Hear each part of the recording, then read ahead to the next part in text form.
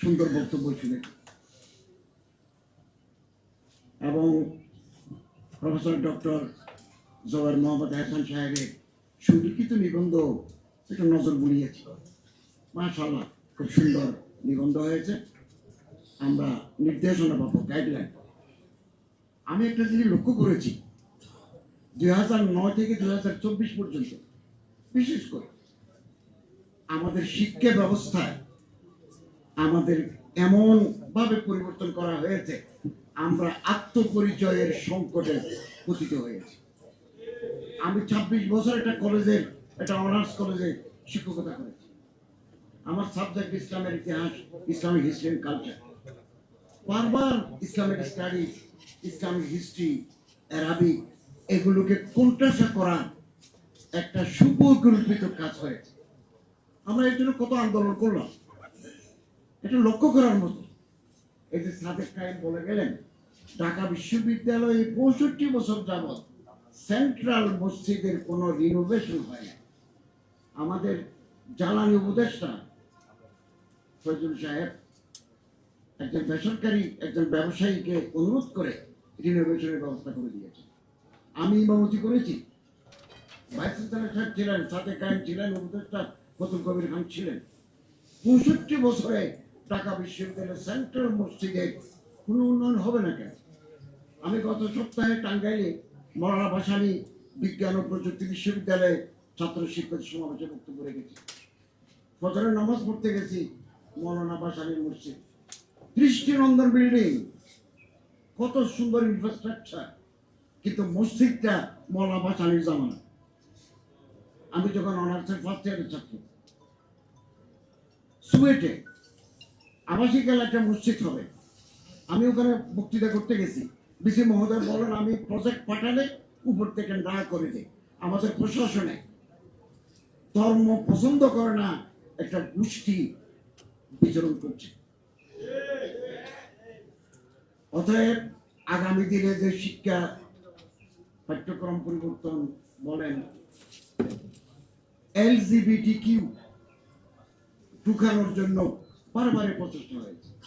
আমরা যখন সরকারি ছিলাম, প্রাথমিক বিদ্যালয়ে গভর্নমেন্ট চিন্তা করেছিলেন সঙ্গীত চালু করবেন। চারিদিকে আলোচনা উঠল। আমি আমার সহকর্মী উপদেষ্টা, প্রাথমিক উপদেষ্টা বসেছি যে এটা কেন আপনারা করতে যাচ্ছেন। চারিদিকে তো আপত্তি উঠবে, আবার আমরা একটা বিব্রত অবস্থায় পড়ব।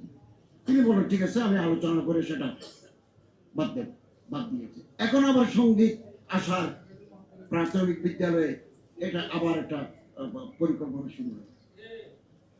এবং এটা বললে ভালো দেখায় না, আমাদের প্রাথমিক লেভেলে, মাধ্যমিক লেভেলে শিক্ষা ব্যবস্থার মান কাঙ্ক্ষিত নয়।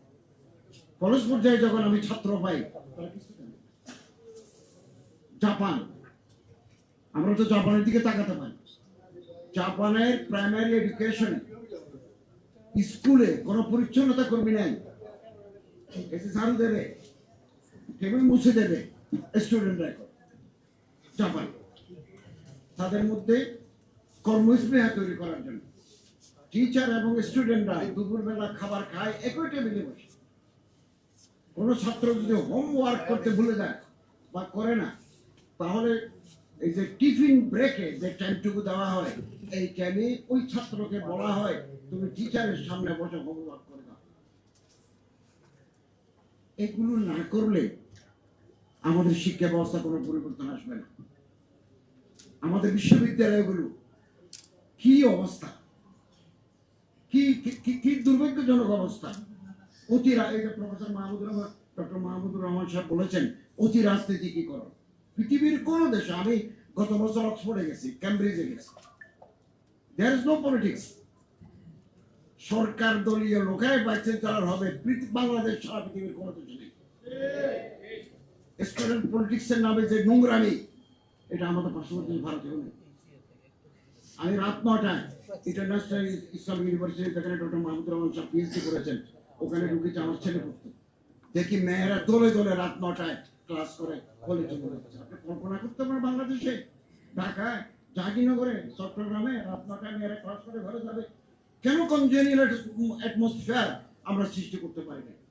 আমাদের ধর্মীয় চেতনাবোধ, এদেশের বৃহত্তর জনগোষ্ঠীর যে চিন্তা চেতনা সংস্কৃতি শিক্ষার ভিতরে থাকতে হবে। আমরা সচেতন থাকব যাতে আমাদেরকে আবার ধর্মহীন করার যে কোনো প্রয়াস আমরা রুখে দাঁড়াবো। আল্লাহ তাআলা আমাদের তৌফিক দান করুন, আমিন। ওয়া আখিরু দাওয়ানা আলহামদুলিল্লাহি রাব্বিল আলামিন।